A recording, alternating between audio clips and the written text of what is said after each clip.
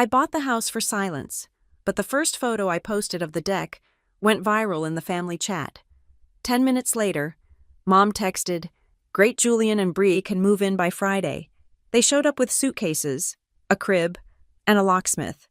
I thought I was finally claiming my own Christmas. It turns out I was interrupting a plan that had my name forged all over it. My name is Faith Stewart. In my day-to-day life, I am a brand strategist at Redwood Meridian, an agency in Harborview that smells like cold brew and quiet ambition. I build narratives for other people, finding the core truth of a product and spinning it into something desirable. I am good at my job. I am good at taking complex, messy realities and presenting them as clean, intentional, and strong. I live in a condo that overlooks the water, all glass and concrete, a place I chose because it looks nothing like home. Home was Maple Bridge, Connecticut. A 3-story colonial with precise white shutters and a lawn that looked like it was vacuumed. Not mowed. It was the kind of house that magazines photograph in the fall. All golden maples and welcoming symmetry, but symmetry is just a form of control. Our family was a constellation, or at least that's how it felt. My parents, Gregory and Celeste Stewart, were the gravity. My older brother, Julian, 4 years my senior, was the blazing sun. And I was somewhere else, a distant moon. Maybe. The only one who seemed to see me clearly was my grandmother, Nana Ruth. The walls of that house told the whole story. They were not walls. They were a shrine to Julian. His first lacrosse stick was mounted in a glass case, like a holy relic. Plaques from his Model UN triumphs were polished and hung in a perfect, ascending line up the main staircase. His varsity letters were framed. My achievements lived in a brown banker's box under the basement stairs, next to the holiday decorations we never used. My debate team ribbons, my honor roll certificates, my first published poem from a regional journal all filed away, kept tidy and out of sight. They didn't match the decor. The erasure was a slow build, a habit, then a tradition. It was most acute around Christmas, every year. There was a reason. Oh, Faith, we thought you had plans with your friends from the city. It was such a last-minute decision to have everyone here. Honey, it completely slipped our minds. You're just so independent. We always know you're fine on your own. These were the refrains of my December. They were the polite, socially acceptable ways of saying, "We did not think of you." I can trace the pattern back, find the origin point. I was 10. It was a Saturday morning, bright and cold. The kitchen smelled of maple syrup and melting butter. Julian had a big game, and my mother was at the stove, pouring pancake batter. She was carefully shaping it into a perfect, massive letter J. Her focus was absolute, the way an artist studies a canvas. I sat at the kitchen island, waiting. The clock over the stove ticked, each second landing like a drop of water in the silence. Finally, I slid off the stool and got the bread from the pantry. I made myself toast. It was dry, and it scratched my throat on the way down. But I ate it, alone. The ticking of the clock was the only sound that acknowledged me. It only became more refined as we got older. When I was a teenager, I won a regional writing prize. It was the first time I felt a spark of real, undeniable pride. I came home holding the certificate and the small, crisp check for $100. My mother was in the kitchen, of course, sorting mail. "That's nice, dear," she said, barely glancing at the certificate. Her eyes were on an envelope from a university. "Listen, while you're here, could you proofread Julian's college essay? He's struggling with the conclusion, and you're so good with words." My prize wasn't a victory. It was a resume builder for my real job, Julian's unpaid editor, but the first great holiday erasure, the one that broke something for good, happened my first year of college. I was planning to come home, had my train ticket booked, a week before. My dad called. "Change of plans. Faith, we're all flying down to Palm Beach to see your aunt. The flights are just too expensive to add another one so late. You understand. We'll see you at New Year's." I understood. I canceled my ticket. I spent that Christmas in a deserted dorm room, eating ramen and watching old movies. In January, I went to visit Nana Ruth, and there it was. stuck to her refrigerator with a bright, cartoon magnet, the Stewart family Christmas card. My parents and Julian, beaming, standing in front of the fireplace in our living room. They were wearing matching red sweaters. The photo was dated December 24th. They hadn't gone to Palm Beach at all. They just hadn't wanted me there. Seeing it, I didn't cry. It was too cold for that. It was the sound of a door clicking shut. Quietly but finally. You learn to cope. You have to. My coping mechanism was hypercompetence. I built a life where I didn't need to be invited. I stopped asking. I stopped hinting. I stopped leaving room in my schedule. Just in case. I started planning my own Decembers with the precision of a military campaign. I booked solo trips to places where snow was a guarantee and family was an abstract concept. I bought myself the expensive bottle of wine. I learned to cook a perfect roast for one. I made my exclusion look like my choice. It's a strange thing, to have to retrain your own senses. The smell of oranges studded with cloves, that classic pomander scent, doesn't mean holiday to me. It means someone else's holiday. It smells like a party I can hear through a closed door. So I trained myself to love peppermint. I drank peppermint tea by the gallon. I bought peppermint bark and ate it directly from the tin. I kept peppermint lotion on my desk at work. It was crisp, clean, and uncomplicated. It was the scent of my silence, my hard-won, solitary peace. It was the smell of a December that belonged only to me.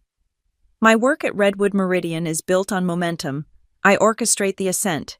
For the past 6 months, that ascent had a name, Tideline Outdoors. They were a company stuck in the past, all khaki vests and complicated knots, trying to sell gear to a generation that just wanted to feel better for an afternoon. My team and I were tasked with their rebrand. My strategy was called Find Your Signal. It wasn't about conquering mountains. It was about finding a moment of clarity in the noise. We launched the digital-first campaign in late summer. Today was the review. I stood at the head of the glass boardroom, the harbor view fog pressing against the windows. The clients were on the main screen, their faces pixelated but clear enough. I advanced to the final slide. In conclusion, I said, my voice crisp in the quiet room, the campaign metrics have not just met, but crushed our targets. We exceeded the 12-month projected engagement in 90 days. The new demographic, 18 to 25, is up over 400%. I let the numbers hang in the air. I don't celebrate in meetings. I present facts. The facts were, we had won. My performance review was that Friday. My boss, Arthur, gestured for me to close the door. Faith, he said, I'm not going to waste your time with corporate platitudes. The Tideline clients are ecstatic. The board is ecstatic. He slid a heavy cream-colored envelope across the desk. Your standard raise is in the system for January. This is a bonus, effective immediately. I opened it. Inside was a check made out to me. Faith Stewart. The number printed in stark black ink was $85,000. I looked at it until the numbers blurred. It wasn't a number. It was a door opening. I stared at it, half expecting the ink to blink, to vanish. It was real. Thank you, Arthur, I said. My voice was steady. You earned it, he replied. Go. Enjoy your weekend.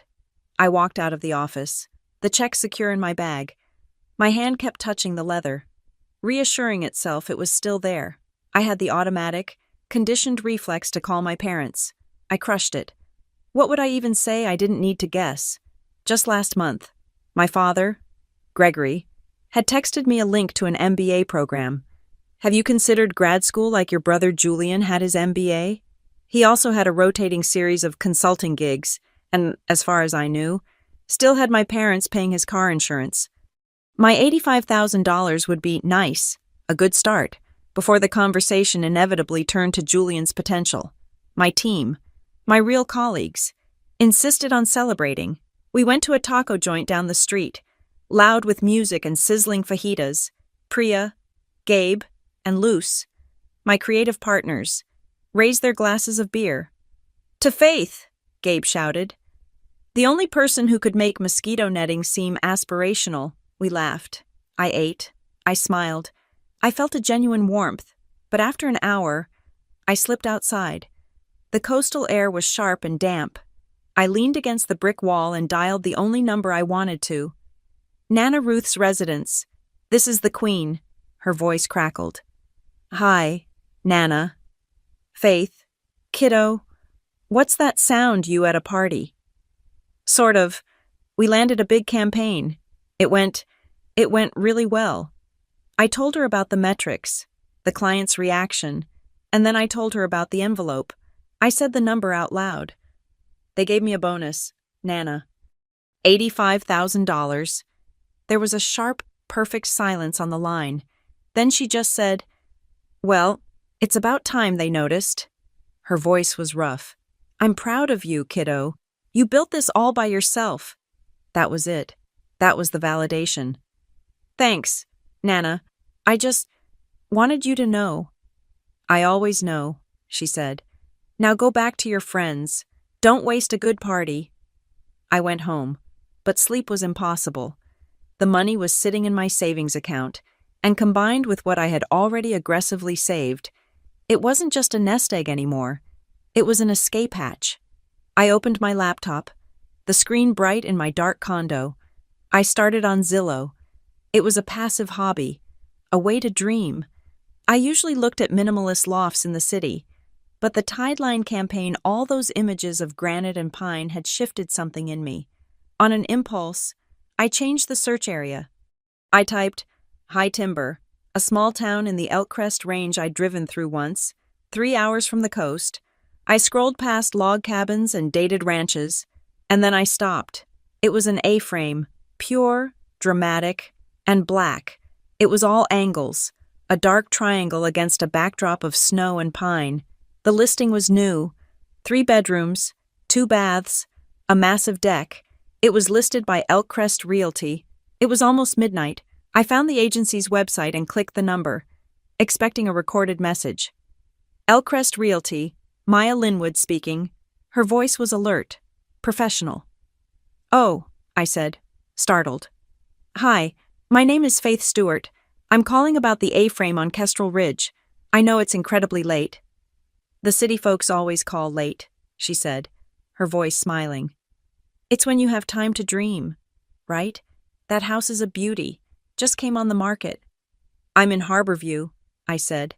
I can't get up there for a few days. No problem, Maya said. I'm 10 minutes away. You want a video walkthrough right now? My phone buzzed. A FaceTime request. I accepted. Maya's face appeared, framed by a parka hood. Okay, Faith, let's buy a house. She turned the camera. Here we are. Keys in. The door swung open. She hit the lights, and my breath caught. The entire wall facing the valley was glass. The ceiling soared up to a single, sharp peak, crossed with heavy, rough-sawn beams. Pine light, warm and golden, poured across the wooden floors, reflecting from the simple overhead fixtures. This is the main living area, Maya said, her voice echoing slightly. The fireplace is stone, floor to ceiling. She walked me through the galley kitchen, the downstairs bedroom. She climbed a spiral staircase to a loft space that looked out over the entire room. Guest room up here, too, she said.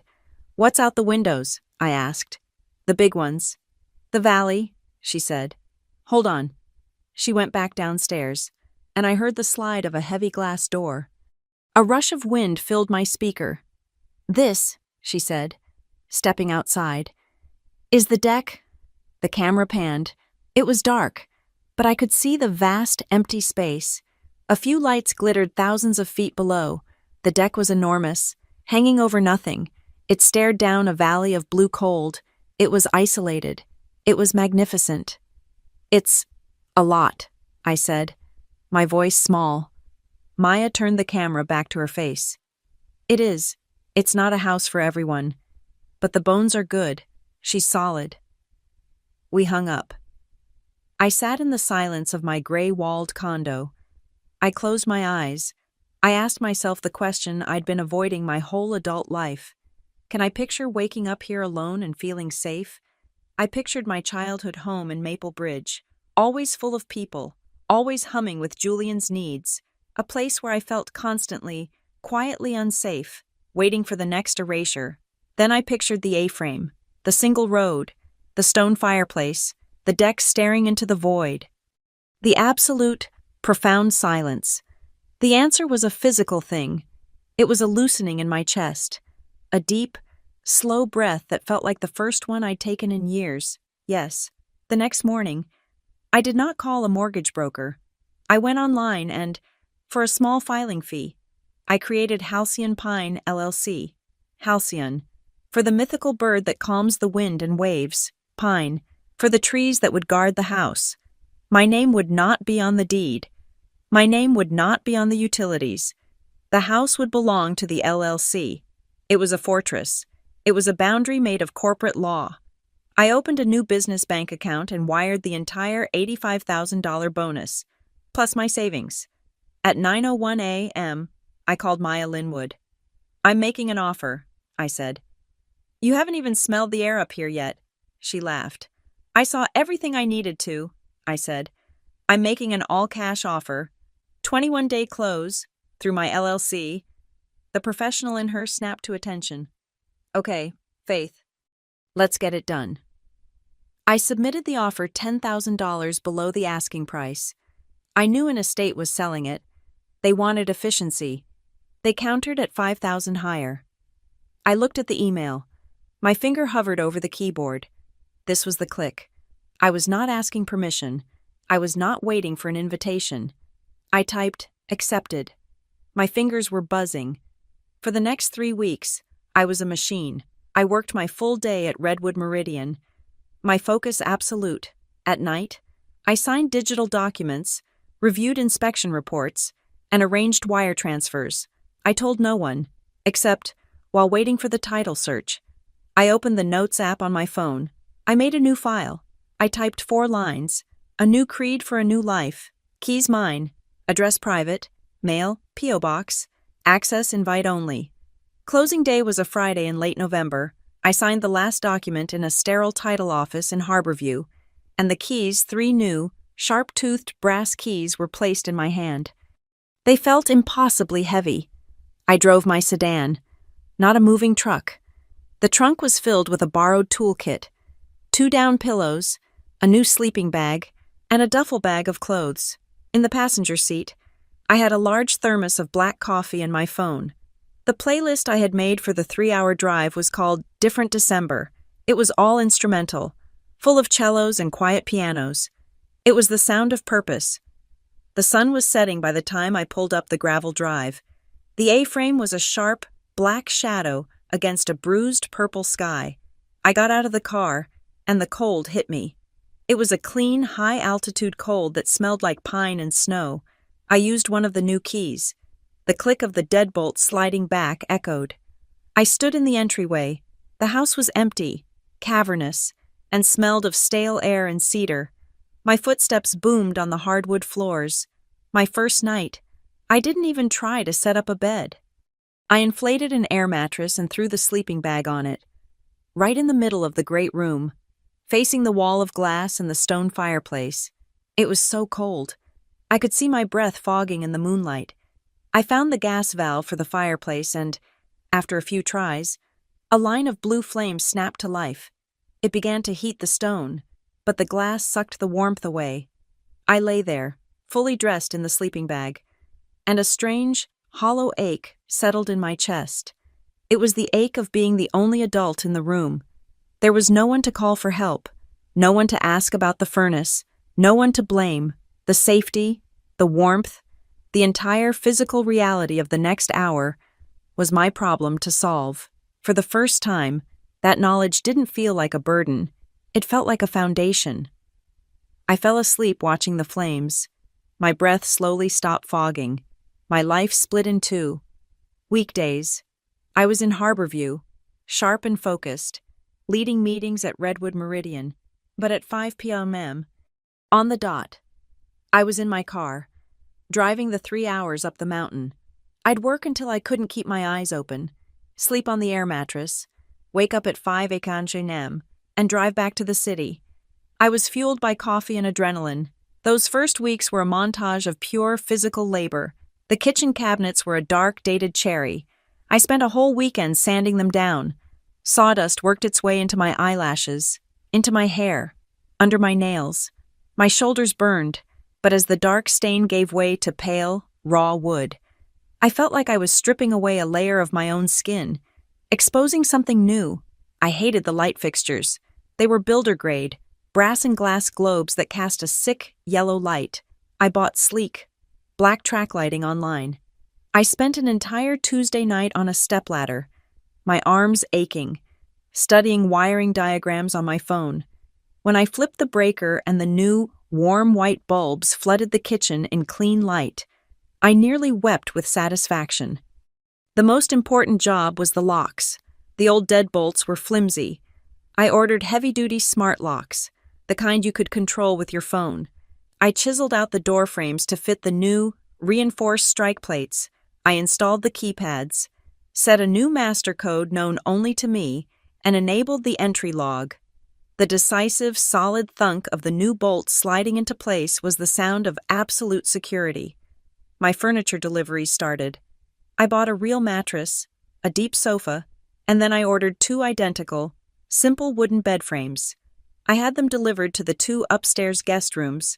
I assembled them myself, with an Allen wrench and a small hammer. I put every piece together. I tightened every bolt. These were not rooms for a family I was obligated to host. They were not shrines to someone else's achievements. I was building these beds, with my own hands, because I wanted to choose who got to stay. I wanted to build a place for the people who, like me, had spent too many holidays feeling like an afterthought. I made the beds with flannel sheets and thick duvets. I stood in the doorway of the first finished room, and for a moment, I just breathed. The deck was my sanctuary. One clear, freezing night. I took 300 feet of warm, white string lights and wound them around the entire railing. It took hours. My fingers went numb. But when I was done, I plugged in the extension cord. The deck glowed. In the pitch black of the mountain, it looked like a ship floating in the dark. I stood there, mug of tea in hand, and looked down into the valley. It was a vast, dark shape, a few distant lights twinkling like stars. The outline from the map came back to me. The valley looked like a sleeping animal, and my home was a small, warm light watching over it. The next Saturday, I made my first real trip to the grocery store in High Timber. The town was one main street, nestled in the pass. The store was small but had everything. As I was checking out, the cashier, a woman in her 50s with kind eyes, gestured to my pile of coffee, eggs, and cleaning supplies. "You moving in somewhere?" she asked. "Yes," I said. "Just closed on the A-frame up on Kestrel Ridge." Her eyes lit up with recognition. "Oh, the cedar A-frame. You're the one who got it. That place has good bones. We all wondered who'd finally give it some love." "I'm trying," I said, smiling. "Well, welcome to High Timber," she said, bagging my groceries. "We're glad to have you." It was a simple exchange. It lasted maybe 30 seconds, but it was the first time I had ever been welcomed to a place. I wasn't an extension of Julian or a temporary visitor. I was the new owner. I had good bones. The house was ready for a test. I needed to know if it could hold joy, or if it was just a fortress. I invited Priya, Gabe, and Luce up for a trial weekend. They were my work friends, the ones who had become real friends, the ones who had celebrated my bonus with tacos and zero jealousy. They arrived on a Friday night, stomping snow off their boots, their arms full of board games and a grocery bag. "We brought the ingredients for my grandmother's chili," Priya announced. "Gabe is our designated vegetable chopper. Luce is on cornbread." My kitchen, my clean, repainted, brightly lit kitchen, filled with noise, with the sound of chopping, of sizzling onions, of 3 people arguing happily over which board game to play first. We ate the chili sitting on the floor around the coffee table, because my dining table hadn't arrived yet, and then we played. Laughter, real, loud, unrestrained laughter, ricocheted off the high, beamed ceiling, It was a soft, warm proof. This house could hold it. It wasn't just my quiet place. It could be our quiet place. The next morning, I sat on the deck with my coffee, watching the sun rise. Priya came out, wrapped in a blanket, and just sat beside me. We didn't talk for 10 minutes. "Faith," she said finally, "this place is magic." Before they left, I gave Nana Ruth her official tour. I walked through the house with my phone on FaceTime, showing her everything. "Here's the new kitchen," I said, panning over the counters. "I painted the cabinets, and look at this backsplash tile the old owners left. I kind of like it." "Good Lord, kiddo," she crackled. "That looks like ribbon candy, the old-fashioned kind. But you're right, it's cheerful." I showed her the fireplace, the loft, and finally, the deck. I turned the camera to the view. She whistled. "Well," she said, "you did it. You really did it. You built your own mountain." Her voice was thick. "I'm proud of you, Faith." "Thanks, Nana," I said, my own throat tight. "It's a start." That night, after my friends had gone and the house was quiet again, I felt a new kind of peace. The silence wasn't empty. It was full, charged with the memory of laughter. I curled up on the sofa by the fire. I opened my private Instagram, the one I kept for just myself and a handful of friends. I scrolled, thinking. Then I posted 3 photos. The first was the deck. Taken that morning, the fog was settled in the valley below, making it look like an ocean of clouds, the sun just breaking over the far ridge. The second was a close-up my favorite mug, full of coffee, resting on the arm of the sofa, the stone of the hearth blurred in the background. The third was just a corner of the fireplace, the flames bright and warm. I thought about the caption for a long time. Finally, I typed 5 simple words, bought myself a quiet place. I hit post, and then I turned off my phone and went to sleep. I turned my phone back on the next morning. The house was blissfully quiet, the scent of fresh coffee mixing with the cold pine air. I'd slept for 9 solid hours, a deep, dreamless sleep. I felt for the first time in my adult life, completely settled. Then I looked at the screen. It was glowing, a cascade of notifications, all stacked on top of each other. All from a single source, the Stewart Family Updates group chat. This was a digital graveyard. It was a place my father occasionally posted articles about bond yields, or an aunt I barely knew shared blurry photos of a rose bush. It was almost always dormant. Today, it was on fire. My phone vibrated across the wooden table with the force of an angry hornet's nest. I opened it. The silence of the room felt brittle. Someone, probably my mother, had screenshotted my private Instagram post and pasted it directly into the chat. The picture of my deck. "Serene at dawn." The caption, "Bought myself a quiet place." The first text was from an aunt. "Whose house is this? It's beautiful." Another cousin. "Where did you go?" "Faith, the mountains." And then, the payload, the one that changed the weather in the room. It was from my mother, Celeste. Her tone was bright, cheerful, and absolutely terrifying. "Exciting news. Everyone, Faith bought a wonderful mountain getaway. It's perfect timing. As you know, Julian and Brielle need so much more space with the baby on the way, and their lease is up. We'll bring their nursery things up this Friday. So blessed." I read the words, and then I read them again. "We'll bring their things up Friday." I almost laughed. It was that absurd. It wasn't a question. It wasn't. "Faith, congratulations. What a lovely home. Would you ever consider—" It was a proclamation, a done deal. My new house, the one I had paid for with 6 months of 60-hour work weeks, the one I had sanded and painted and secured with my own aching hands, had just been declared a crown colony for the Republic of Julian. Before I could even process the violation, my father, Gregory, chimed in. His text arrived with the dryness of a legal disclaimer. "It is generally prudent to consult family before making purchases of this magnitude. Faith, we need to discuss the tax implications and the liability." Not you. And then, the final, perfect punctuation. Julian. His response was a single, triumphant thumbs up emoji. It was followed, 1 second later, by a photograph. It was a picture taken inside a U-Haul storage unit. In the foreground were dozens of flattened cardboard boxes, stacked high. Scrawled across the top one in thick black marker was one word, nursery. I set the phone down on the table. My heart, which should have been hammering against my ribs, was unsettlingly steady, but my hands, which had been wrapped around my warm coffee mug, were suddenly painfully cold. The heat from the ceramic couldn't seem to reach the skin. This wasn't a misunderstanding. This was an annexation. They saw my quiet place, my hard-won peace, and in the space of 10 minutes, they had rezoned it as Julian's annex. They were already moving in. My phone buzzed again. This time, it was a solo text. From Mom. The group chat was the public announcement. This was the private directive.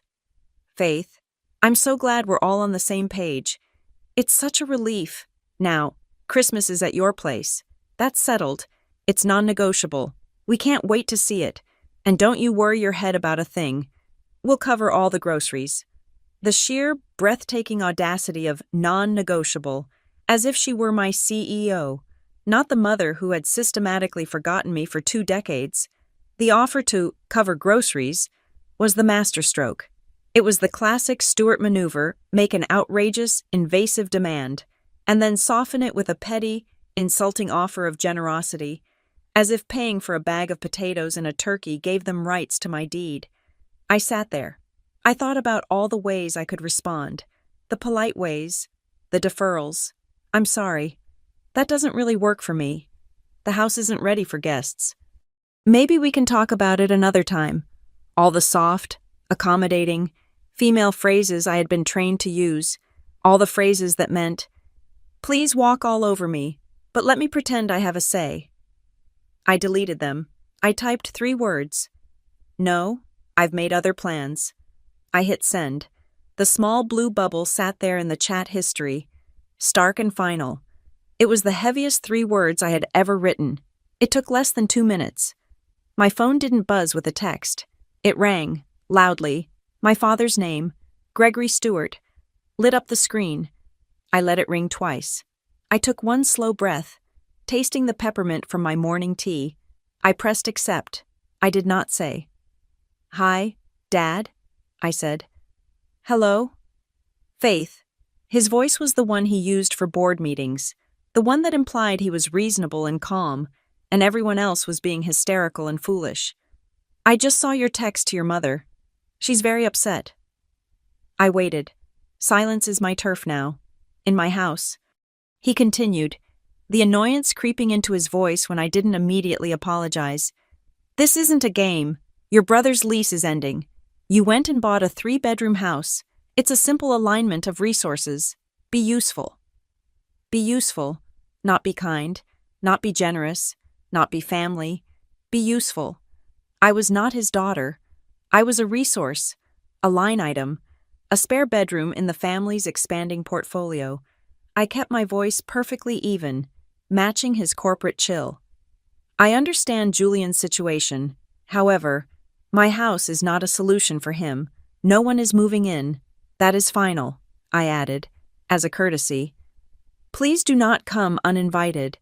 There was a sharp, cold silence on the other end. I had never spoken to him like this. I had never used the word final. I heard him huff, a short, sharp sound of pure offense. He wasn't angry. He was insulted.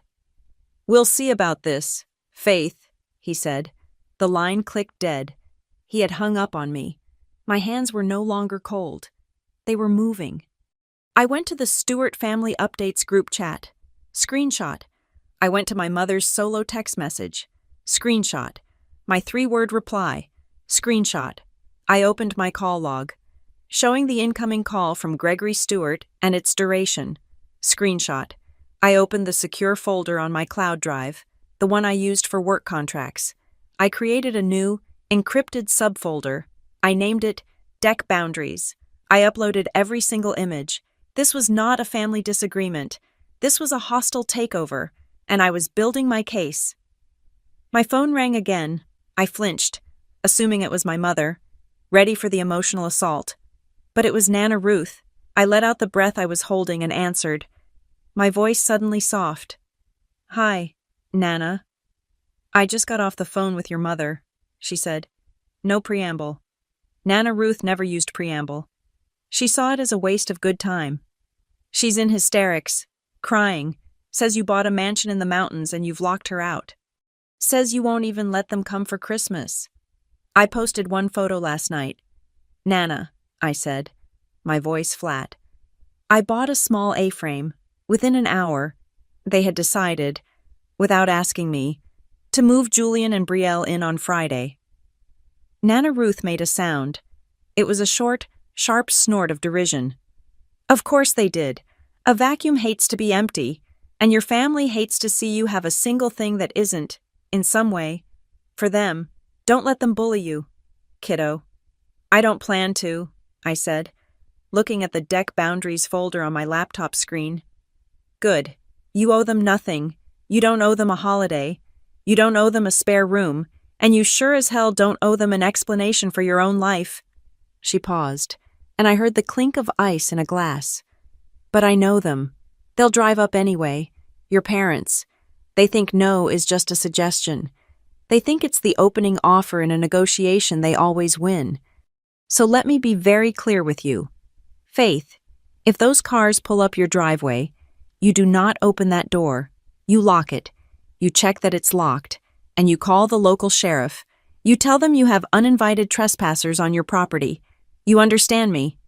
The words, sheriff and trespassers, hung in the cold, pine-scented air of my living room. It was a shocking, brutal escalation, and at the same time, it was the most profound validation I had ever received. She saw it. She saw them for exactly what they were. I understand, Nana. Good, she said again. You enjoy that house. You earned it. Now send me a picture of that ribbon candy backsplash. I want to see it for myself. We hung up. I looked out the glass wall at the valley, vast and silent. The dread was still there, a cold knot in my stomach. But it wasn't panic. It was the cold, clear-headed focus of a strategist on the first day of a very long, very necessary campaign. They had made their move. Now it was my turn. Nana Ruth's words were a ballast. Call the sheriff. But I was a strategist. I knew you didn't just call the sheriff. You didn't make a panicked, hysterical call that could be dismissed as a family spat. You built the groundwork first. You prepared the field. You presented them with a set of facts so cold and hard they couldn't be argued, only acknowledged. My father's voice echoed in my head, be useful. He was about to find out just how useful I could be, though not in the way he intended. The dread from their texts was a physical thing, a cold pressure in my chest, but my mind was already moving. I opened my laptop, the deck boundaries folder minimized on the screen. I didn't search for family counselor or mediator. I searched for high timber property litigation. The first result was a firm, Winters Legal. The website was minimalist, all gray and black, with sharp, high-resolution photos of granite and ice. The tagline was, clarity, strategy, resolution. The head attorney's name was Sable Winters. I called her office at 9 a.m. the next morning. I was still in the mountains. The thought of returning to Harborview and leaving my house undefended was impossible. The receptionist put me on hold for less than 10 seconds. Sable Winters. Her voice was like her website clear, cold, and carrying no inflection. Ms. Winters, my name is Faith Stewart. I am the new owner of the property at Kestrel Ridge, under the LLC Halcyon Pine. I need a 1-hour consultation regarding trespass and occupancy rights. I am available today. There was a quiet tapping of a keyboard. I can see you at 2 p.m. Bring your LLC operating agreement and your deed. The line clicked. I spent the next 4 hours organizing my deck boundaries folder. I printed the group chat texts. I printed my mother's non-negotiable demand. I printed the photo Julian had sent of the boxes marked nursery. I put them in a crisp, black folder. Sable Winter's office was on the main street of high timber, above the high-end gear shop. The office itself was silent. The walls were a deep charcoal. There were no family photos, no diplomas, just two large, abstract paintings of a winter forest. She was a woman in her 40s, sharp and precise, in a dark wool dress. She didn't shake my hand. She gestured to the chair. "Ms. Stewart, you have a property issue." "I have a family issue that is attempting to become a property issue," I said. I placed the black folder on her polished desk. "My family believes they are moving into my new home on Friday. I do not want them there." I laid it out. The history of erasure, told in 5 concise minutes, the purchase of the house, the Instagram post, and then the deluge of texts. She read every single screenshot. Her expression did not change. She did not wince, or sigh, or offer any sympathy. She was a scientist examining data. When she finished, she looked up at me, her gaze analytical. "This is not," she said, "an uncommon story up here. Money, entitlement, and second homes. It's a combustible mix." She tapped the screenshot from my mother. "This is presumptive. This," she tapped the photo from Julian, "is complicity. And this," she tapped my father's text, "is an attempt at economic coercion." I felt a sudden, dizzying wave of relief. It was the relief of being seen. She hadn't called me dramatic. She hadn't said, "But it's your family." She had diagnosed the threat with surgical precision. "You have 2 things in your favor, Ms. Stewart," she continued. "First, you were incredibly smart to purchase under the LLC. Halcyon Pine owns the house. You are merely its managing member. This provides a crucial layer of legal distance. Second, you have given them a clear written notice of no. Your position is unambiguous." "What's the next step?" I asked. "My grandmother told me to call the sheriff if they show up." "Your grandmother is correct," Sable said. "But we will optimize that call. We are going to file a formal no trespass letter with the county sheriff's office. Effective immediately, it will name Gregory Stewart, Celeste Stewart, and Julian Stewart. It will be recorded against your parcel number. This way, if you do have to call, you are not a hysterical daughter. You are the representative of an LLC reporting a violation of a recorded legal notice. The police hate ambiguity. We are going to remove it. For 1 hour. We built the fortress. We drafted the letter. It was polite, formal, and terrifying. It cited the parcel number and the name of the LLC. It stated that the named individuals were not permitted on the property at any time and that their presence would be considered criminal trespass. "I will have this filed and recorded by 4 p.m. today," Sable said, sliding it into a file. "A copy will be sent to the sheriff's duty desk." "What else?" I asked, my voice gaining strength. "You are a strategist," Sable said, looking at my intake form. "So you know the next step is reinforcing your perimeter." I drove from her office not home, but to the hardware store in the next town over. I bought a new, heavy-duty strike plate and a box of 3-inch wood screws. Back at the A-frame, I began my own practical playbook. I went to my laptop. I had installed exterior cameras as soon as I bought the place. Simple ones. Now, I logged into the admin panel. I angled the one by the driveway to get a perfect, clear shot of the gravel approach and any license plates. I angled the porch camera to capture every inch of the front door. I enabled the audio recording. I downloaded the entry log app that synced with my smart locks, giving me a second-by-second record of every code tried, every failed attempt, every successful entry. I rotated my own master code, just in case. Then, I opened a new document. I typed, "Guest Policy, Halcyon Pine LLC." I wrote 1. All guests are permitted by written invitation only, with specific dates. 2. No invitation shall be considered standing or open. 3. No subletting, cohabitating, or mail forwarding is permitted. 4. No pet exceptions. 5. Any attempt to access the property without an authorized code or key will be logged and reported. It was cold. It was corporate. It was perfect. I printed it on heavy, cream-colored cardstock. I went to the front entry closet. the one where an invited guest might hang their coat, and I posted it on the inside of the door. My defenses were layered. First, the LLC. The deed was private, shielded. My utilities were all under the name Halcyon Pine. My mail was routed to a private P.O. box in High Timber. This was my corporate armor.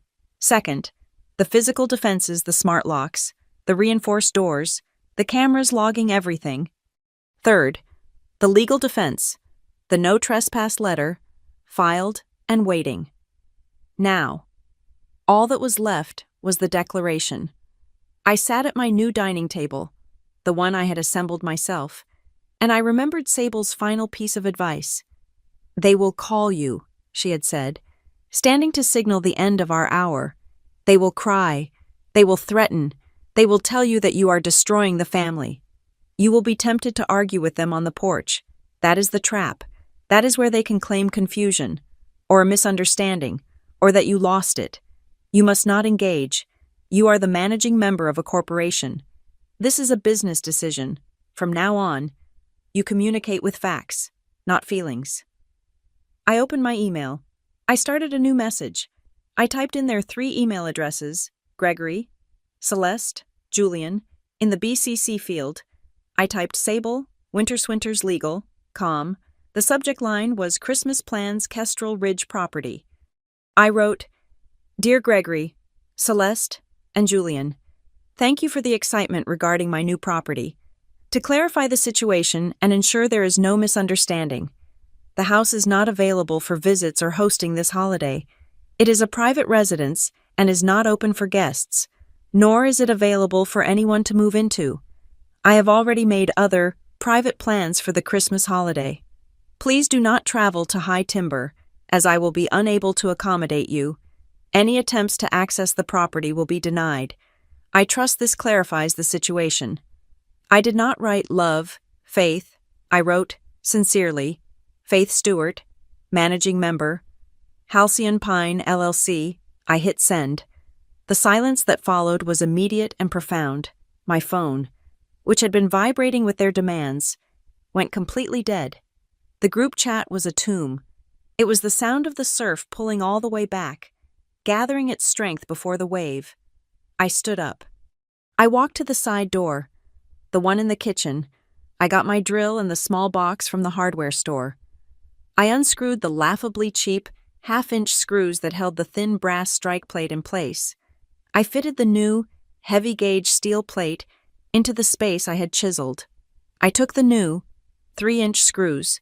I drove the first one into the wood. It bit past the trim, past the jamb, and sank deep into the 2x4 stud that framed the house itself. I drove in the other 2. I closed the door. I threw the deadbolt. It made a tiny, decisive, final click. It was the sound of no, forged in steel. December 23rd. It was 7:42 p.m. I was in the great room, by the fire, a book open in my lap. The house was silent, warm, and secure. My phone, resting on the side table, buzzed once. Not a text, a notification from the camera app, motion-detected driveway. I set my book down. My heart didn't leap. It just began to beat, a slow, heavy, deliberate rhythm. I opened the app on my phone. The image was grainy, black and white from the infrared, but perfectly clear. 2 headlights, slicing the dark, creeping up my gravel drive. They weren't moving fast. They were moving with purpose. A large, dark SUV. It stopped 20 feet from the house. Doors opened. My mother, Celeste, emerged from the passenger side, pulling her coat tight. My father, Gregory, got out of the driver's seat. He stood stiffly, surveying the house as if it were a hostile corporate headquarters. From the back, Julian unfolded himself, already reaching for luggage. And then, Brielle, his very pregnant wife, moving with the slow, pained caution of her 3rd trimester. They had suitcases, 4 of them. Julian set them on the gravel. Then he reached back into the SUV and pulled out a collapsible crib. He snapped it open with a flick of his wrist, and then a 5th person got out, a man in a work jacket I didn't recognize. He was carrying a long metal toolbox. He looked cold, and he looked embarrassed. They began walking toward my front porch. My phone pinged again. Motion detected porch. I watched them, the four of them, and the locksmith. My family had arrived, with suitcases, a crib, and insanely a man they had hired to break into my home. The dark comedy of it was so bleak, it was almost brilliant. They hadn't just ignored my no, they had planned, budgeted, and executed a strategy to overcome it. The doorbell chimed. The sharp, digital sound echoed in the warm, quiet room. I didn't get up. I didn't go to the door. I pressed the talk icon on the app. My voice, amplified by the tiny speaker on the porch, cut through the freezing night air. It sounded metallic and inhuman. "This is private property. This is not authorized. Please leave." My mother, Celeste, flinched. She looked around, confused, before realizing the voice was coming from the doorbell itself. She rushed the camera, her face looming, distorted by the wide-angle lens. Her voice was a fountain of sugary concern. "Faith, honey, open up. It's freezing out here. Don't be silly. We drove for hours. We brought a smoked ham." A ham, as if it were a password, as if it were the price of admission. I watched, silent.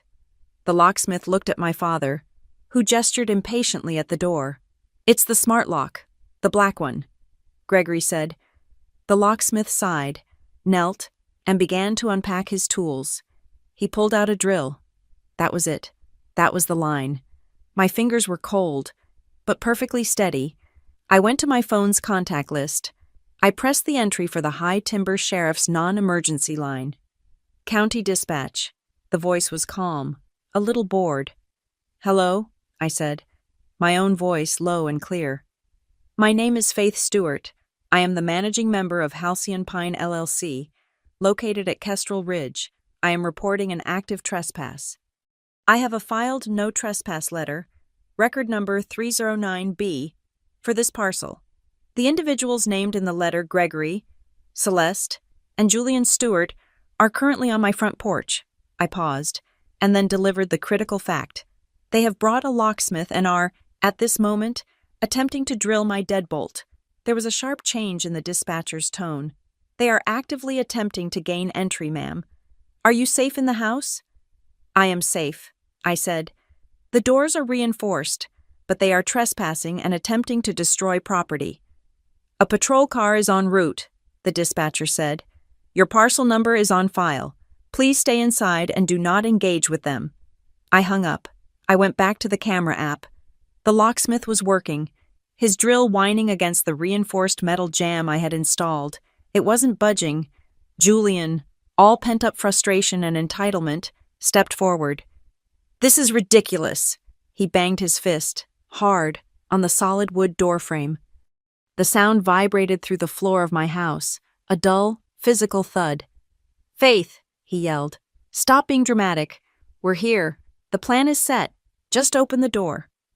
I saw Brielle wince, a sharp, pained tightening of her face. She was standing back by the suitcases, rubbing her belly. She whispered, her voice too low for the microphone, but her expression clear. "Julian, stop. Please, Julian, just stop." He ignored her. He was about to hit the door again when the world lit up in red and blue.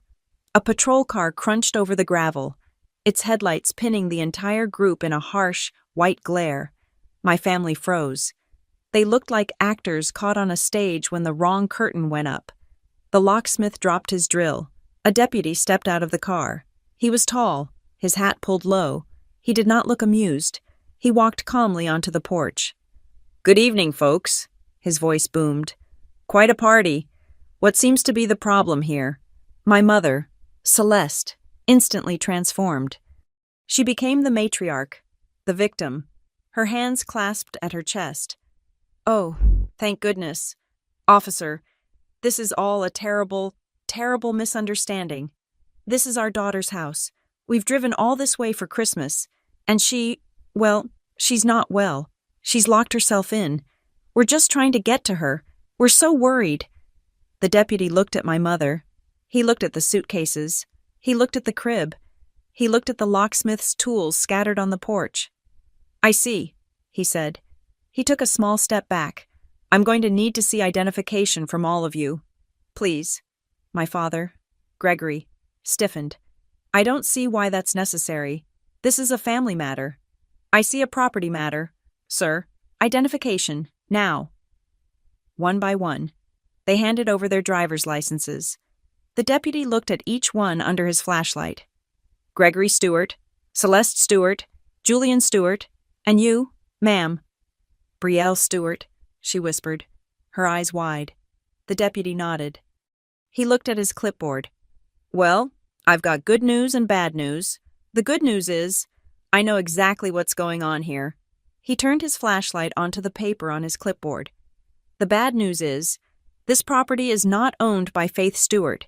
It is owned by a corporation, Halcyon Pine LLC, and I have a legally filed, recorded no trespass letter from the LLC's counsel, specifically barring Gregory, Celeste, and Julian Stewart from this parcel. The silence on the porch was absolute. My mother's face collapsed. The performance was over. An LLC? What are you talking about? That's just paperwork. I am her mother. Ma'am, the deputy said, his voice devoid of sympathy. There is no such thing as family rights when it comes to criminal trespass. This is private property. You were all formally warned not to come here. And you, he turned to the locksmith, were you aware that these individuals were not the owners and had no right to be here? The locksmith was packing his toolbox so fast he was almost throwing the tools in. No, sir, he gestured at my father. Told me it was his daughter's house, that she was indisposed and they were locked out. I'm done. I'm leaving. He grabbed his box and practically ran to his van. My father stepped forward, his voice a low growl. This is completely outrageous. This is harassment. You will be hearing from our lawyers. The deputy did not blink. That is your right, sir. You can call any lawyer you like, but you will be calling them from a hotel, because tonight you are leaving. He reached back into his patrol car and pulled out a large, pre-prepared manila envelope. Here is your copy of the recorded notice. It explains, in detail, that if you return to this property, you will be arrested. If you attempt to contact the owner tonight, it may be considered harassment. So, I'm going to stand here and watch you load your suitcases and your crib back into your vehicle, and then you are going to leave. It was checkmate. Julian looked like he was vibrating with rage, but he said nothing. Gregory snatched the envelope from the deputy's hand. Celeste looked small and cold, and for the first time in my life, completely powerless, wordlessly.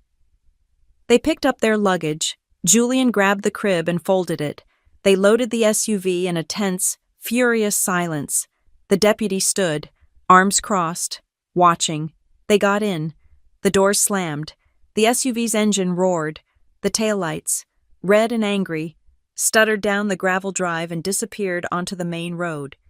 The deputy got back into his car and followed them, ensuring they were leaving the mountain. I stood in the center of my living room. The silence that rushed back in was massive. The only sound was the crackle of the fire. I looked at my hands. They were shaking. The adrenaline, the cold. Steady courage I had been running on for days, drained out of me all at once, leaving my knees weak. I gripped the back of the sofa to hold myself up.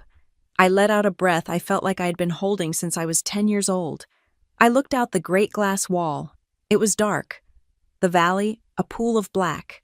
And then, a single, perfect snowflake drifted past the deck light. Then another, and another. The snow was starting. My knees were shaking, but I was holding. The house had held. Christmas morning. I woke up to a world made new. The snow had fallen all night, heavy and silent.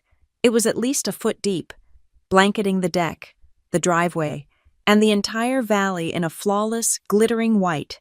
The A-frame felt like a snow globe, insulated and impossibly quiet. The events of the night before felt distant, a bad dream muffled by the storm. By 10 a.m., the house was no longer quiet. It was full. Priya, Gabe, and Luce had driven up early, their car loaded with presents and a cooler. "We were not letting you be alone after that," Priya had said, hugging me hard at the door. "And we didn't trust your family not to come back for round 2. "They won't," I said, feeling the solidness of the doorframe. "It's handled." The best surprise came at 11. A knock at the door, a real one. Polite and expected, revealed my neighbors. The couple from the blue house down the ridge. They were holding a warm casserole pan. "Merry Christmas," the woman, Sarah, said. "We figured you might be snowed in. We brought cinnamon rolls, the good kind, with way too much icing." And just like that, my house was full of my chosen family. We ate cinnamon rolls standing in the kitchen. We brewed pot after pot of coffee. We put on a playlist of instrumental carols.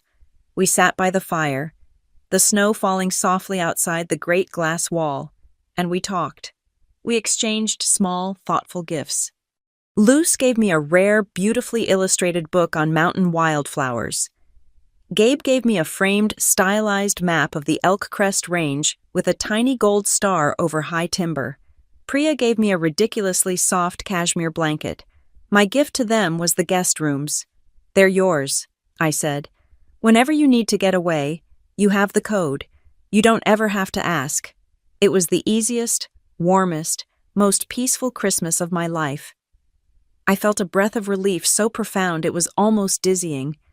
This was it. This was the life I had built. This was the peace I had bought. We were rinsing mugs in the kitchen, the dishwasher humming, when Priya, scrolling on her phone, paused.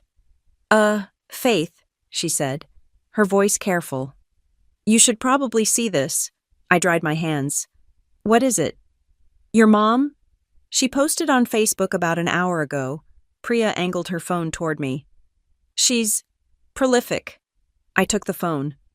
My mother's profile picture, a professionally lit photo of her and my father, smiled at me. Her post was public. "Feeling so blessed this Christmas morning." The post began. "After so many challenges, we are thrilled to announce a true Christmas miracle. Julian and Brielle have found the perfect, safe place to start their family. We've been working on it for weeks, and we're so grateful it's all coming together for them. Moving day is just around the corner. Here's a peek at the nursery mood board they've been working on."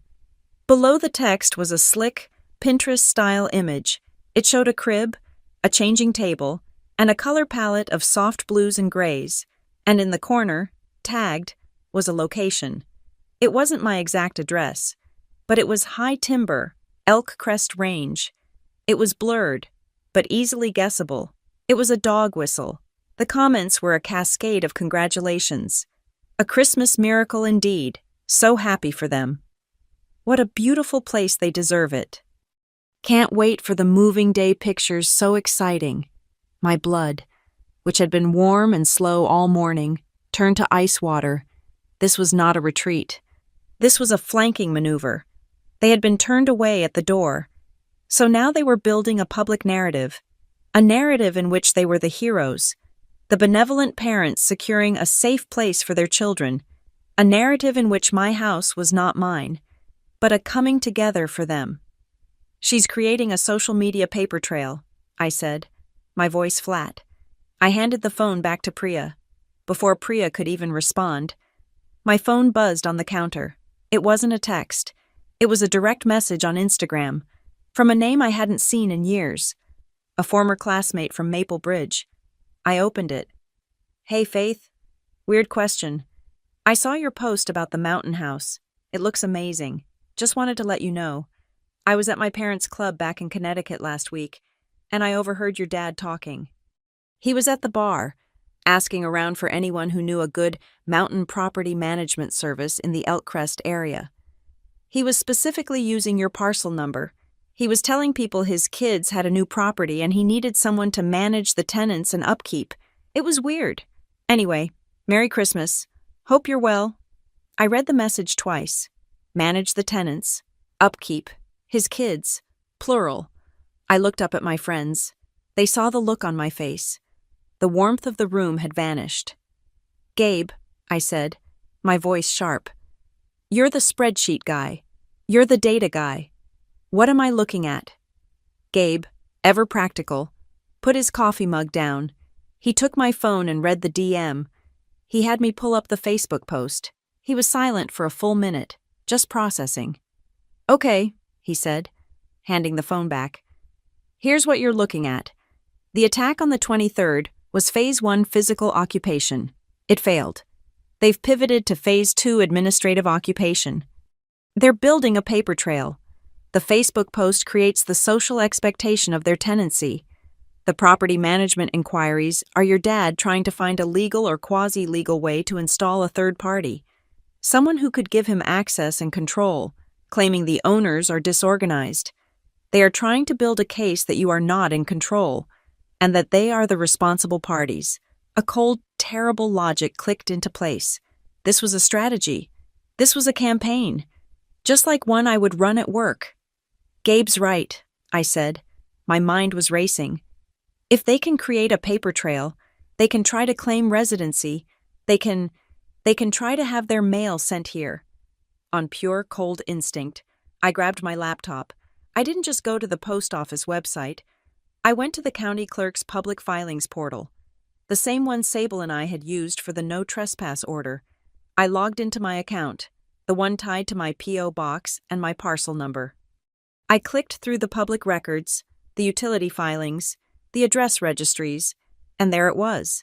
It was a change of address request, filed online, 2 days ago before they even drove up. It was a request to forward all mail for Julian Stewart and Brielle Stewart from their old Connecticut address to my PSO box in High Timber. It was flagged as pending verification. They had done it. They had already made the move to legally attach themselves to my address. If that had gone through, they could have used the verified address to get driver's licenses, to register their car here, to claim tenancy. The locksmith and the smoked ham weren't the real plan. They were just the shock and awe opening. This was the real invasion. My hands were shaking again, but this time with a cold, clear fury. I screenshotted the Facebook post. I screenshotted the congratulatory comments. I screenshotted the direct message from my classmate. I screenshotted the pending change of address form, the pending status glowing red on the screen. I opened a new email. I attached everything. To Sable, Winter Swinters Legal, come subject phase 2. My message was short. Sable, they've pivoted. They are attempting to establish residency through mail fraud and are building a public narrative of tenancy. See attached. What is our next move? I sent it. My phone buzzed, not 60 seconds later. It was a reply from Sable. Her autoresponder was on for the holiday, but this was a direct, manual reply. It was 2 sentences. Do not engage, do not post, do not text, do not call. This is no longer a family dispute. It is attempted fraud. Meet me at my office on Tuesday at 9 a.m. Tuesday. I had to wait a whole day. My friends were watching me, their faces a mixture of concern and disbelief. They're insane, Luce whispered, shaking her head. This is full-on criminal. It's just control, I said, the words forming in my throat. I looked around the room, at the warm fire, the half-eaten cinnamon rolls, the people who had driven hours to be with me.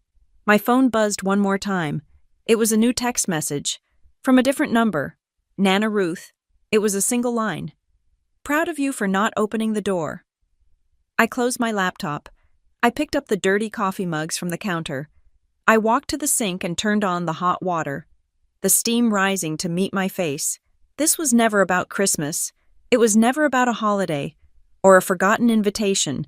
It was never about needing a place to stay. It was about control. It was about an entire family system built on the idea that my time, my money, my successes, and now my home were not actually mine.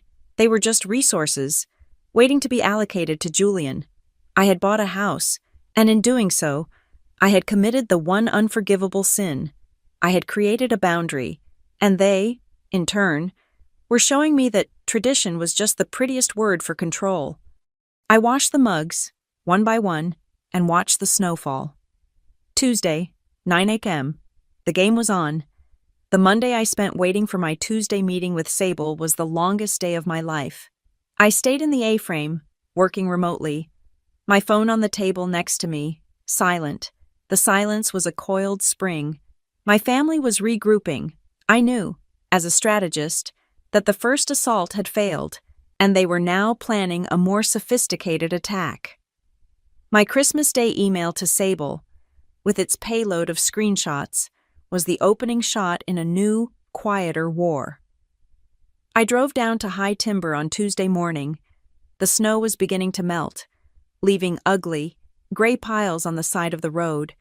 The charm of the snow globe was gone. Now, it was just cold. I walked into Sable Winter's office at 8:59 a.m. She was already at her desk, a stack of files in front of her. The room was cold. "Faith," she said, not as a greeting, but as an acknowledgement. She gestured to the chair. "I received your email on Christmas. You were right to be concerned. They are escalating precisely as predicted." I placed my laptop bag on the floor. "The change of address form was the most, It was their first move," Sable interrupted, holding up a single finger. "But not their only one. I took the liberty of running a full-spectrum check on your LLC and the parcel number yesterday." She turned her monitor to face me. "While you were dealing with the social media front, your father was busy on the legal one. Yesterday, a new filing appeared at the county registrar's office. It was time-stamped 9 a.m. This," she clicked, and a document filled the screen. It was a scanned PDF. It looked like something typed on a home computer, a simple, one-page Word document, but the header read, "Informal Family Tenancy Agreement." My blood didn't just run cold. It stopped. The letter was dated 2 weeks ago, before the confrontation on my porch. It was a simple, badly written agreement, stating that Halcyon Pine LLC, in consideration of family unity and support, granted full-time, indefinite tenancy to Julian Stewart and Brielle Stewart for the property at Kestrel Ridge, and at the bottom, in the signature line for the LLC's managing member, was my name. "Faith Stewart," it read, in a looping, unfamiliar script. "That," I said, my voice a whisper, "is not my signature." "I didn't imagine it was," Sable said, her voice dry. "It's a forgery, and a clumsy one. The S in Stewart is looped, and yours is a sharp vertical, based on your LLC agreement, but that's not the best part." She zoomed in on the signature. "They signed it, Faith M. Stewart. What's your middle initial?" "I don't have one," I said. "My name is just Faith Ann Stewart." "Exactly," Sable said. "They invented a middle initial. They attempted to create a legal person. Faith M. Stewart, who could consent to their invasion. It's a classic, desperate move. It's also felony fraud." I stared at the screen, at the name that was mine, but not mine. They hadn't just tried to break into my house. They were trying to replace me. They were creating a puppet version of me on paper. A version who was cooperative, who understood her role, who would sign her life away to be useful. "So what does this do?" I asked, my voice shaking. "Legally, it's garbage," Sable said, "but it's not for a judge. It's for a utility company. It's for the post office. It's a piece of proof they can show someone at a counter to say, 'See, we're allowed to be here. They're building their stack.'" She clicked to a new window. "Which brings me to this, your father's property management inquiries. I put a high-priority alert on your LLC and your parcel number with all state and county-level agencies. We got 2 pings yesterday." She pulled up the first one. "The Department of Motor Vehicles. Someone attempted to register a vehicle, a new Subaru, to your mountain address. The primary applicant was Julian Stewart. He tried to register his car here. He did. The paperwork lists his contact information, but the Kestrel Ridge address, it was flagged by the system and rejected because the property owner, Halcyon Pine LLC, did not match the applicant, and the family tenancy agreement they provided," she gestured to the forgery, "wasn't a valid lease, but they tried." She pulled up the second ping. "This one is from the utility company. The inquiry log shows 2 calls, both from your father's mobile number. which I cross-referenced. I leaned in. The notes from the customer service rep were detailed. Customer Gregory Stewart called, Sable read, requesting to be added as a secondary responsible party to the account for Halcyon Pine LLC, stated his daughter, the owner, was overwhelmed and he was helping to manage her affairs and pay the bills. He wanted his name on the account. I felt sick. It was the same story, the same narrative. Faith is unstable. Faith is dramatic. Faith can't handle it. We, the adults, need to step in and manage. He wasn't just trying to get a key. He was trying to get control. He was trying to build a paper trail that proved I was incompetent. He was denied, Sable said, because he did not have the LLC's federal tax ID number or your corporate password. But you see the pattern: physical, then digital, then administrative. This is a siege. I looked at her. So what do we do? How do we fight this? Sable cracked her knuckles. It was the first human, non-legal gesture I had ever seen her make. We fight back, we stop defending, and we go on the offense. I've spent the morning drafting. She turned back to her monitor. First, a formal cease and desist. This isn't a polite email. Faith. This is a 20-page document that I'm sending via certified mail. Signature required. To Gregory, Celeste, and Julian, individually. It outlines, in forensic detail, their illegal actions. It lists the attempted mail fraud. It lists the attempted vehicle registration fraud. It lists the forgery of the tenancy agreement. It names the date and time of the trespass. It informs them that any further attempt at contact, physical or digital, will be met with immediate legal action. She clicked. Second, notices of potential fraud. These go out today, to the postmaster in High Timber, to the DMV, to the county registrar, and to every utility company, from the power to the internet. It alerts them that your accounts are under active, fraudulent attack. It freezes all changes. It requires a new verbal password, known only to you and me, for any modifications. We are walling them out of the infrastructure. She clicked again. Third, and this one is my favorite. A certified warning to the family council you never authorized. Your father mentioned lawyers. Your classmate overheard him inquiring about property managers. He is representing himself, or them, as having a legal right. This letter informs this fictional lawyer that his clients are engaging in criminal fraud and that any further action on their behalf will be seen as complicity. It's a trap. It forces them to either hire a lawyer, who will now be on notice, or to admit they were lying. My head was spinning. This was a level of corporate warfare I had only read about. Finally, she said, her voice dropping, I am filing a petition for a temporary protective order, contingent upon their next move. The no trespass letter was step 1. This is step 2. It sits at the courthouse, ready. The second they attempt to file another document, send another fraudulent email, or set foot on your road, I make one call, and it triggers an immediate hearing before a judge. She swiveled her chair back to me. They think they are playing a family game. We are going to respond with corporate and criminal law. They will not know what hit them. I left her office an hour later, my hands full of copies, my mind numb but clear. The dread was gone. In its place was a cold, hard resolve. When I got back to my car, I saw I had a text from Priya. She had been, in her words, running social surveillance. It was a screenshot. My mother hadn't made a new post. She had commented on an old friend's post. The friend had written, "So glad Julian and Brielle have a safe place to go. You are such a good grandmother." And my mother, Celeste, had replied, "Just an hour ago. We are too.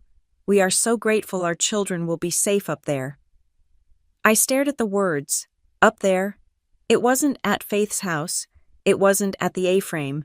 It was up there, a vague, depersonalized, unclaimed territory. It was the language of annexation. It was a fait accompli, a thing already done. She was, in her own passive-aggressive, socially acceptable way, declaring victory. I saved the screenshot. I forwarded it to Sable, who replied with a single, Got it. I sat there. I was walled in. The locks were solid. The legal file was thick, but they were still probing. They were looking for a crack. The driveway camera and the porch camera were good. But what about the rest of the property?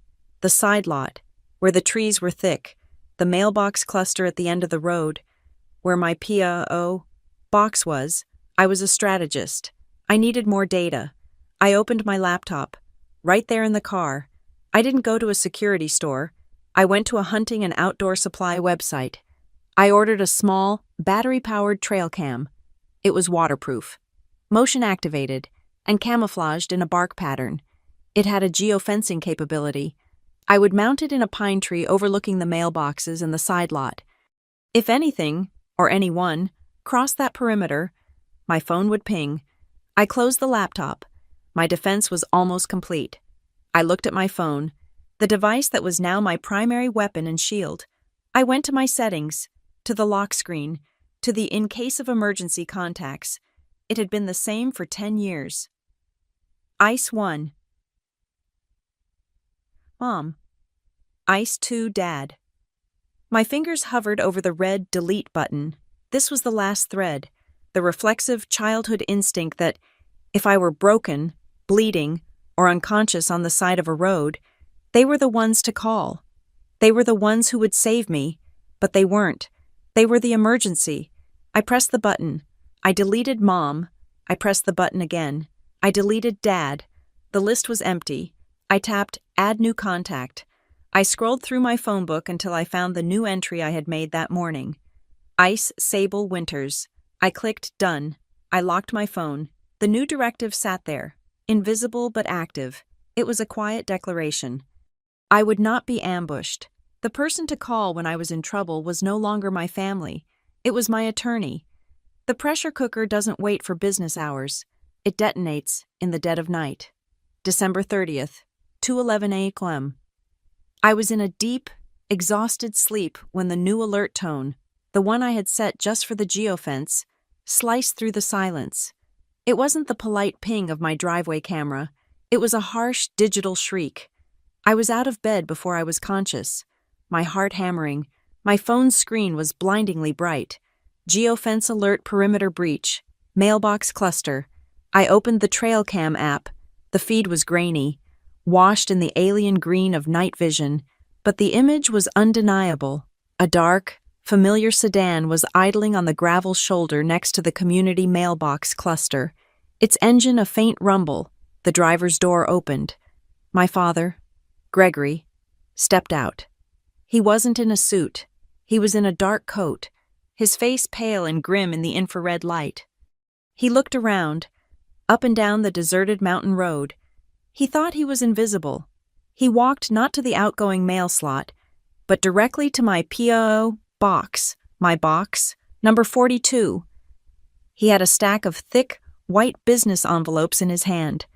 He didn't have a key. He didn't need one by one. He forced them through the narrow mail slot, jamming them into the locked box. It was a violation, a physical act of force. He was planting them. He was stuffing my tiny, secure fortress with his fraudulent evidence. He was serving me in the dead of night, creating a paper trail that would show he had delivered the documents. He jammed the last one through, smoothed his coat, and got back in the car. The sedan pulled away, its taillights vanishing down the pass. I stood in my dark, silent living room. I did not go back to bed. I sat on the sofa, wrapped in a blanket, and watched the clock. The pressure was building. The house was silent, but the air was screaming.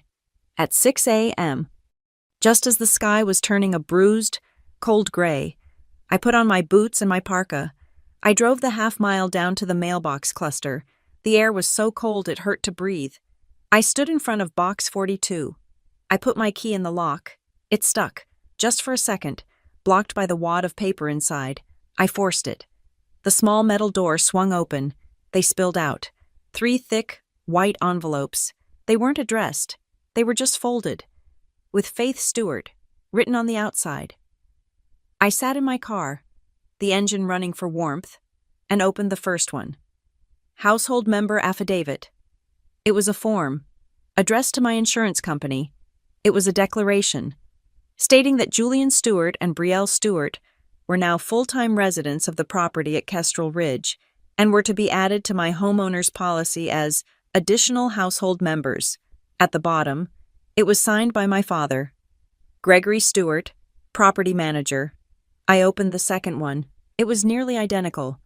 This one was addressed to the High Timber Homeowners Association, a body that did not exist. He was inventing an HOA, just so he could file paperwork with it. He was building an entire fictional bureaucracy to support his claims. The third envelope was a simple letter, typed and signed by him.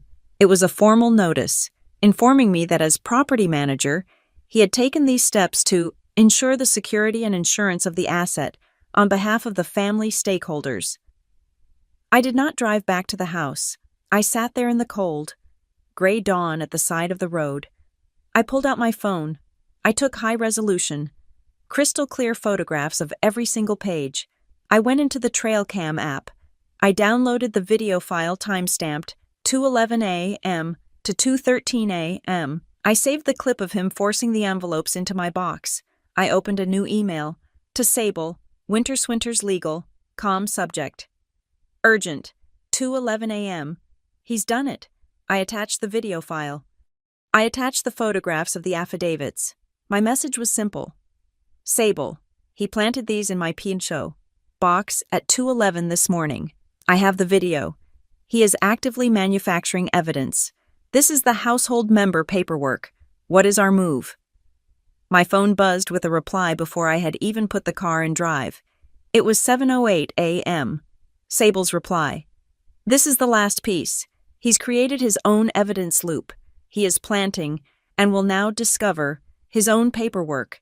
This is the act of a criminal, not a father. I am filing the emergency motion now. I am attaching the video and the affidavits. He is done.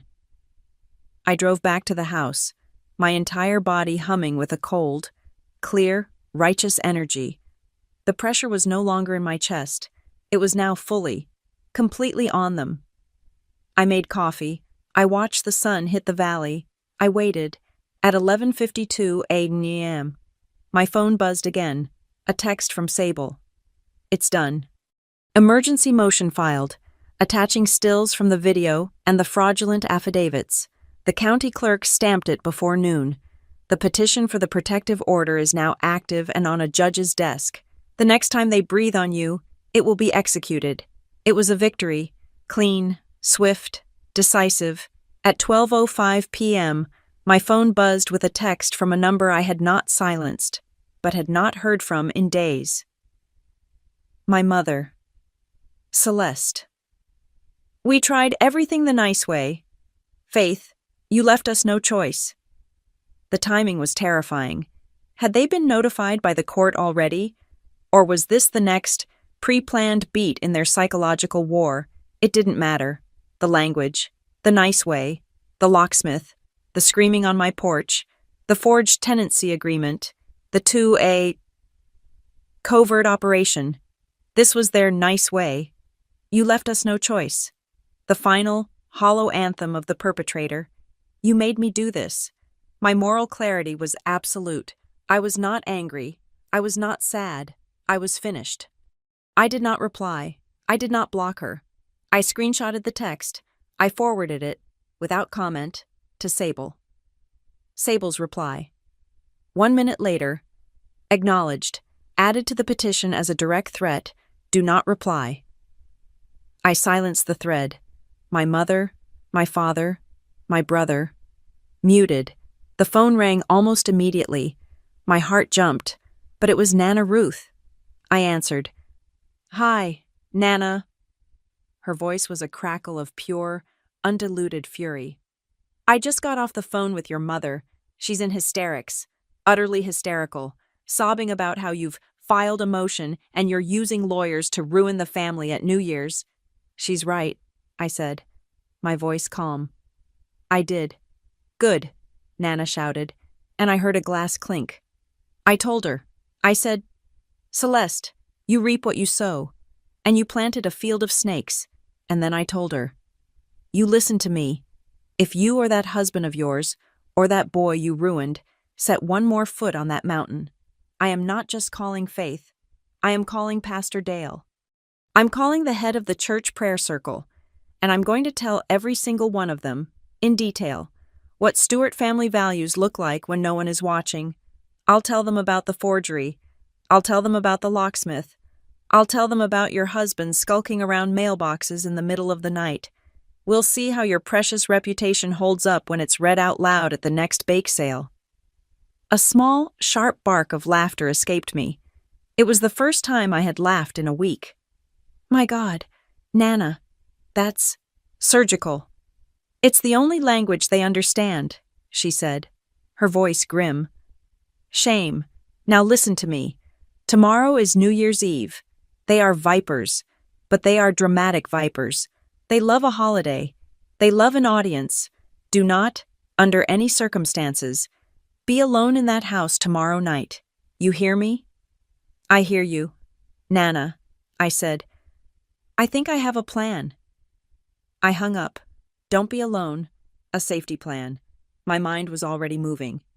I had the legal defense. I had the social defense. Thanks to Nana. Now I needed the physical defense, but not a defense of walls and locks. A defense of light and warmth and noise and witnesses.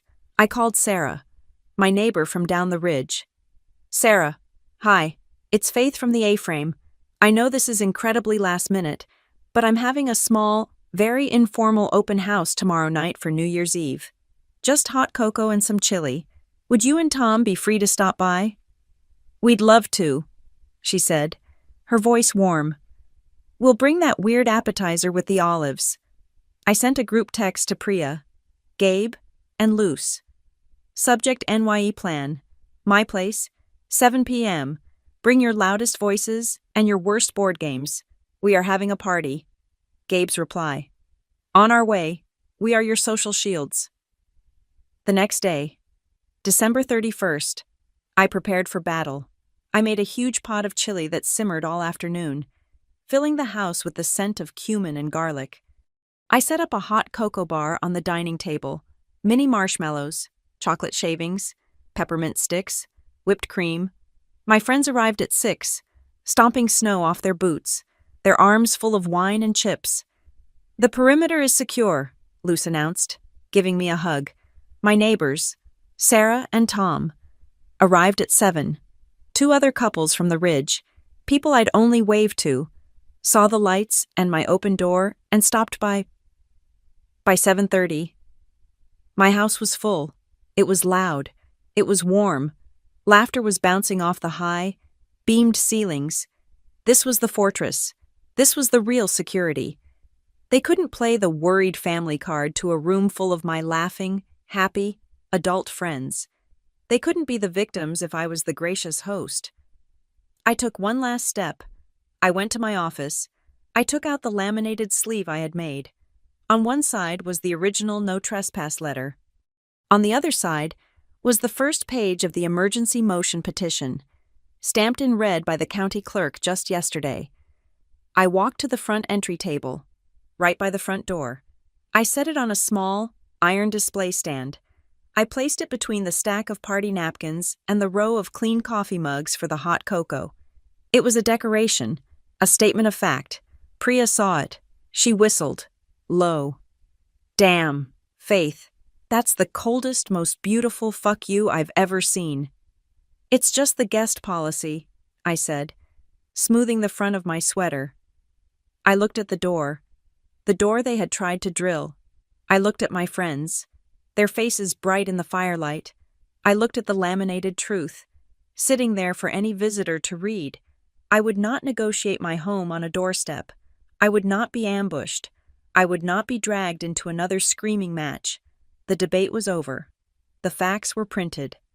My vow was silent, but it settled in my bones, as solid as the reinforced steel in the door jamb. I turned to my guests, a bright, genuine smile on my face. Okay, who wants the first mug of hot cocoa? I have the good marshmallows. We were laughing. My neighbor, Tom, was in the middle of a story about a bear that had tried to steal his recycling bin, and the chili was almost gone. The house was loud and bright. Then, the laughter died. Not all at once, but in a slow, tapering wave. Starting from the neighbors standing nearest the great glass wall, their smiles froze. "Faith," Sarah whispered, her hand tightening on her mug. "You've got company." I looked out. The familiar, menacing crunch of gravel under heavy tires echoed up the drive. Not one vehicle, but two.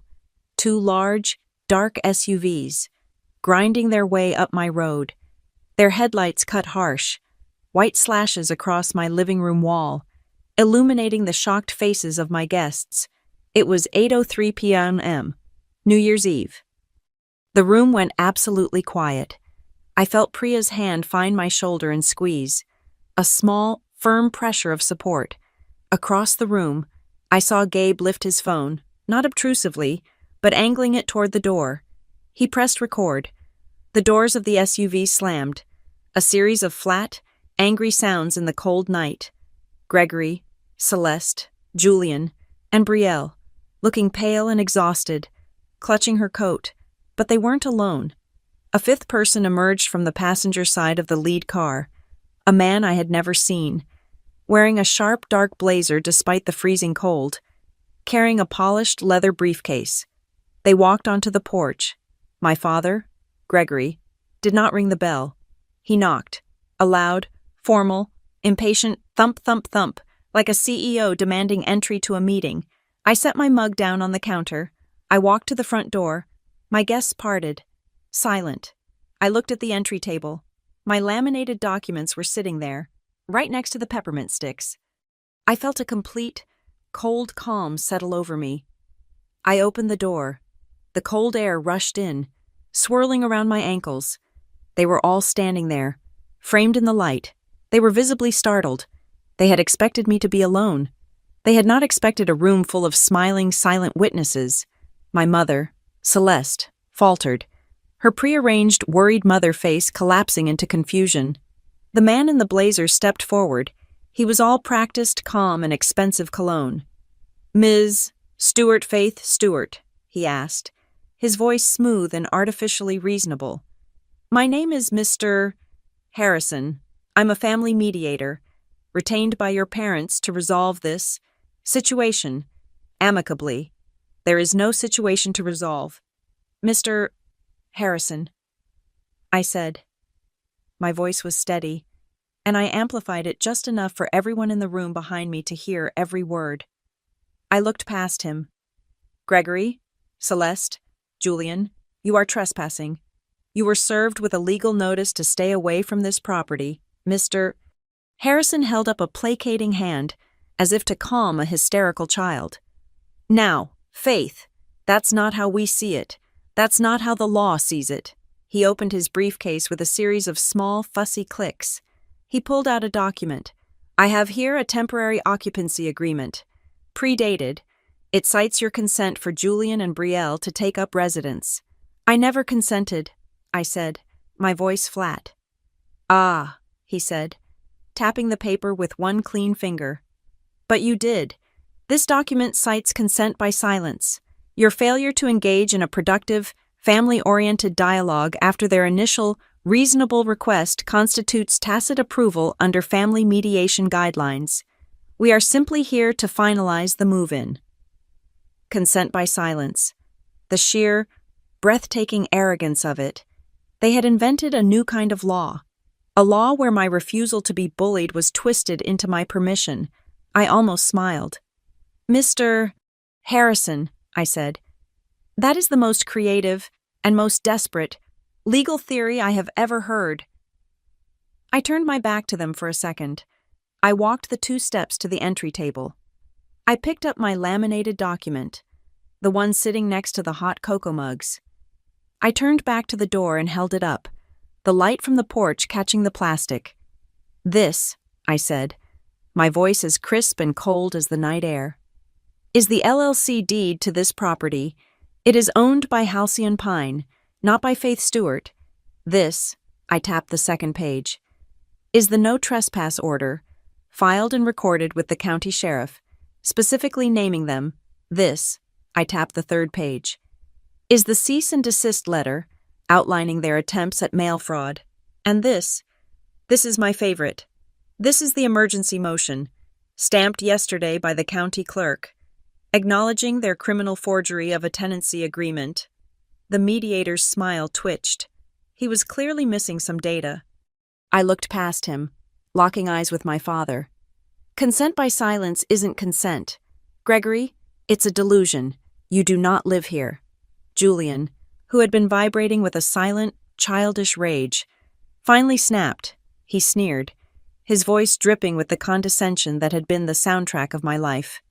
You think this is impressive? Your little party, your fake friends, you're alone. Faith, you're one person. We're a family. It was the old weapon, the one they always used. You are alone. We are many. I didn't even look at him. I looked just past his shoulder, into the dark corner of my own entryway. I'm not alone, I said. I nodded. Officer, you can come in now. From the shadows of the entry hall, where he had been standing quietly at my prior invitation, Deputy Miller stepped forward into the porch light.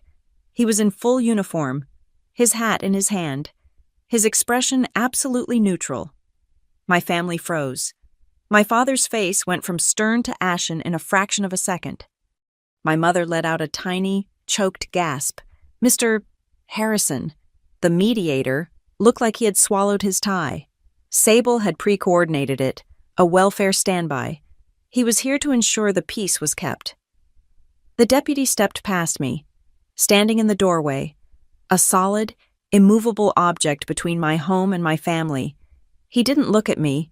He addressed them. Mr. and Mrs. Stewart, Mr. Julian Stewart, you are in violation of a filed no trespass order. You are also in violation of an active emergency petition for a protective order. You have been warned. He held up a thick white envelope. This is a formal summons. Any other attempt to enter this property, to interfere with the mail, or to contact the owner of this LLC will result in your immediate arrest. He held it out. Not to my father, but to all of them. You are served. Gregory stared at the envelope as if it were a bomb. My mother, Celeste, finally broke. The performance was over.